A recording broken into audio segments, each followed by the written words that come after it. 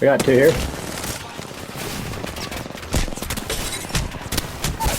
This guy's right here. There you go. Our guy's two. There's two right here. Whoever's running, just shoot them. They're both on you. Oh yeah.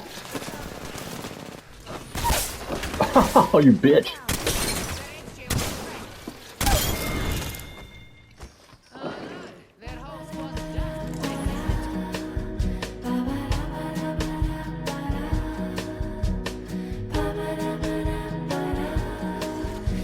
Never got the drop on anybody. Man, I haven't played this map in so stinking long. What's up, everyone? Hope all is going well with you. Did you catch that little glitch that put us in a pubs lobby even though we were already queued for ranked? Guys, I hate to say it, but things are starting to get a little too out of hand for me in Apex Legends. I know this game is free to play, so we all need to take a deep breath, but if you're like me, video games are not this pass-the-time background hobby who gives a damn what happens. No, this is a part of our lives. We are all in the trenches every day, slugging it out to hone our skill and prove that we are worthy. To those of us who know Apex at its core, we see more than just a fun game. This game has so many layers that can really test all who play it. These videos I've been posting have focused on these layers and how I'm personally trying to improve. For a guy like me who already has limited time to play as it is, choosing Apex Legends as the game I want to invest that time in is getting harder and harder. If one of my friends is online, then sure, let's play some Apex. We can get into some rank, go at it, have fun, but ultimately, just having fun with my friends is my main priority. The recent EA fumbles have given me some serious pause as to whether or not I log into this game. There are so many little bugs in the game, there are account security issues, there's lost progress, there's cheating, I mean, you name it. However, with all the efforts that are being made to correct these errors, I can't help but notice that their store and collection events are all ripe and ready for you to pour your money into.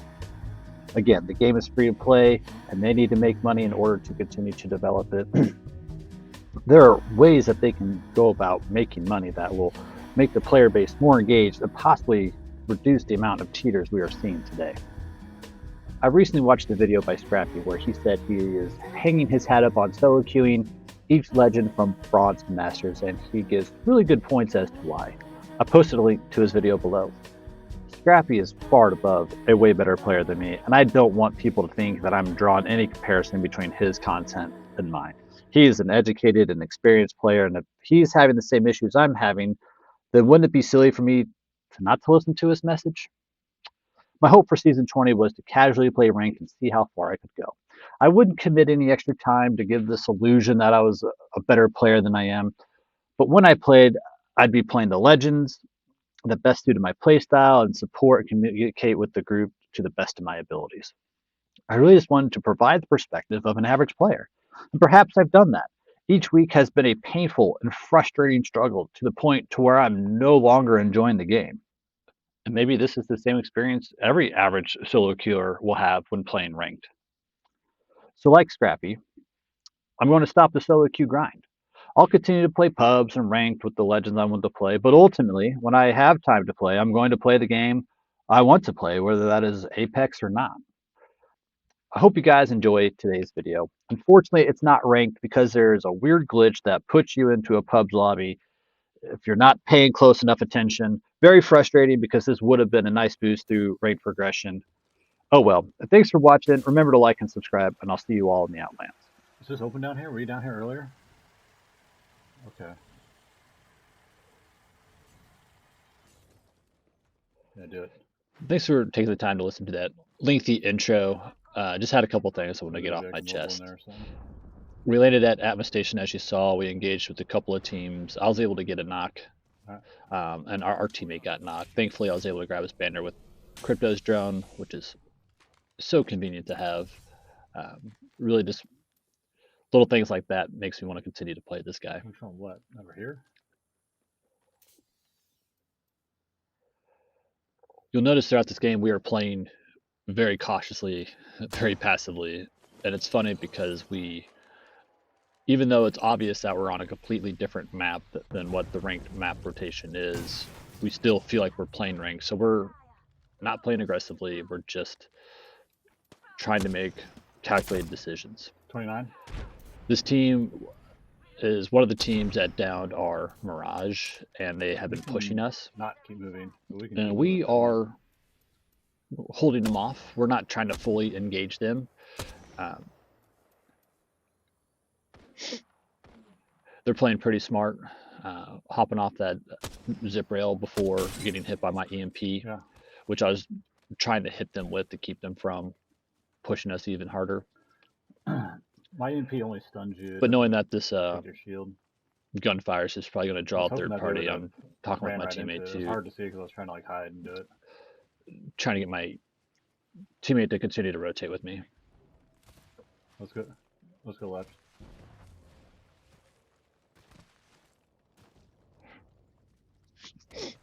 Something I noticed about playing this game is as much as I want to have high kill games, have high damage games, sometimes the flow of the game, the position that you're in, the position that other teams are in, the loot that you come across,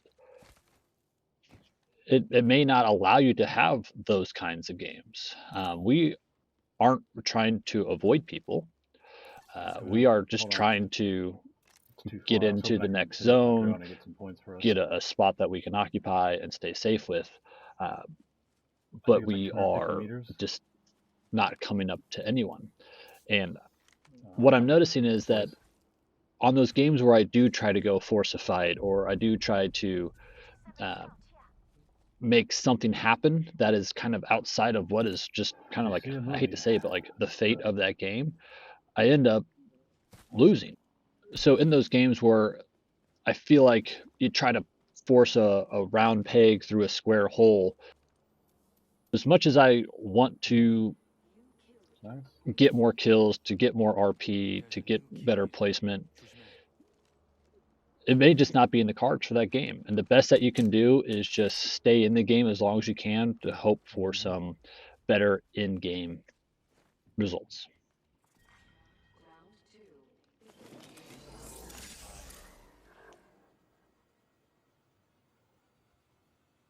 So I feel like as I've learned over the course of the season what to do to get better is kind of understanding, one game skill, game sense, gun skill, gun control, understanding maps, understanding legends and group comps, understanding how to properly rotate, how to use cover, how to draw enemies out, when to take advantage of situations. But something else that I'm realizing as well is what it means to play on tilt. And much like any other game where you are playing on tilt, you're probably going to make a big mistake and be worse off than you already are. So playing cool, playing calm, and just getting through the game sometimes is the best way to succeed. Now maybe that's not as exciting or as sexy as a 20 bomb 4K damage, but look, as awesome as that'd be for me to do, that's just not something that I'm quite capable of doing yet. And it wasn't really so much in this game, but I am noticing more and more games that I play, I am getting more kills, I am getting more damage more consistently, and I strongly feel it's because of the lessons that I've learned in doing these VOD reviews for this season. It's getting to the point to where it's almost becoming like a muscle memory. No one here.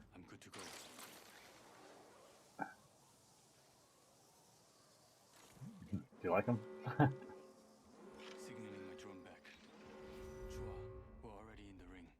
What's cool is I can like just post them up over here, so people try to like run around the side.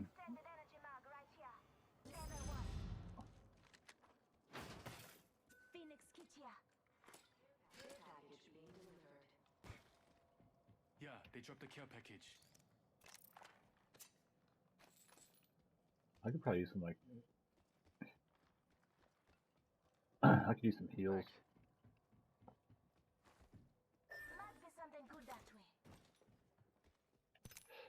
So here Let's we get some finally lights. we finally have a squad that is coming up on us. I don't know what their Yeah, I like them issue marked. is. I don't know if they're Next to it. evading a team or if they're rotating coming. or if they're pushing us. But I don't think they're pushing us because that Revenant did not know I was there and I was able to get good shots on him. Man, I really wish I could have downed him too, but that just wasn't going to happen. And it was another one of those situations where I could have pushed, but I didn't know where his other teammates were at, or if he even had other teammates. And we saw later, heard later, there was I think it was a Horizon was kind of following up behind him. And as a crypto, if I would have pushed Team out landing there right here. to try to clean up that kill, a crypto trying to chase a Revenant, right? That doesn't seem like something that is a good idea to do. I really could have overextended myself and put myself in a position to have gotten cleaned up by the Horizon and made it harder for my team to help me. So really at this point it was, do I want the kill or do I want to defend the position? And obviously we want to defend this position. We have basically the closest bottleneck on this side of zone to get to circle. And if we can hold this, then that's going to force everyone else the long way around, essentially, to get to zone, which would be advantageous to us. So I'm trying to communicate this to the team and explain that we need to hold this position. This is a good defensive position. We have the zip line. We have the zip line ready to go. On the other side of this, the zip rail that will take us right to where we need to be. So we can afford to just chill here for a moment. Hold this position as long as we can so they don't try to squeeze by. You know what I mean? I'm good to go. Range close. 45 seconds. Is your ultimate up? Oh, it is. It is. You guys took all the good loot, apparently. And I swear, sometimes waiting for this ring to close seems like it takes an eternity. As fast as it can creep up on you and take you out, sometimes it feels like it takes forever just to get to you. So it's very weird how many times I should have got that redneck killed, but I've died to Storm because it just really catches people off guard, I think. Yeah. And we can drop like right around there. I'm just gonna watch this. You guys let me know if it's hot.